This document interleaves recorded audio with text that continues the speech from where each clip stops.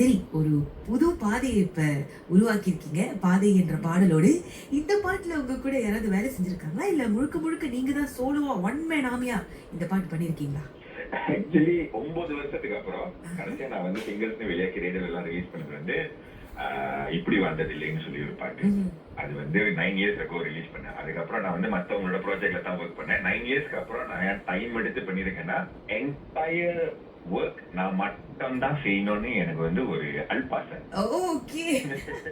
Music போடுறதுல இருந்து லிரிக்ஸ்ல இருந்து பாடினது, ரேப் பண்ணது, மிக்ஸ் பண்ணது, மாஸ்டர் பண்ணது, வெளியாக போற வீடியோ கிளிப் வரைக்கும் நானே ஷூட் பண்ணி நானே எடிட் பண்ணி எல்லாம் நான் பண்ணிருக்கேன். சரி, இந்த பாட்டுக்கு பின்னாடி கதை என்ன? யாருக்காக இந்த பாதைய போட்டிருக்கீங்க? இந்த பாதை எத நோக்கி போகுது? அத பத்தி கொஞ்சம் சொல்லுங்க.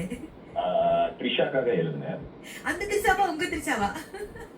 அந்த த்ரிஷா தான். அந்த திரிசாக்கு பாட்டு பாட்டீங்கன்னா, உங்க திரிசா கோச்சுக்க மாட்டாங்களா? அவங்கள நீங்க ஏன் த்ரிஷான்னு சொன்னதுக்கே அவங்க கோச்சுக்குவாங்க. Oh no. அஞ்சலிக்காக தான்.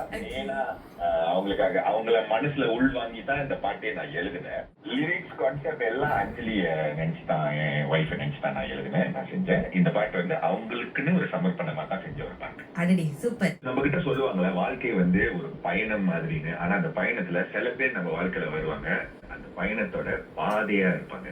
அது சம்பந்தப்பட்ட ஒரு பாட்டு தான் இப்ப நீங்க கேட்க போறீங்க. ஆசை டிஎஸ்சி இது பாதி ராதா. ஆஹா சிறந்த இசை.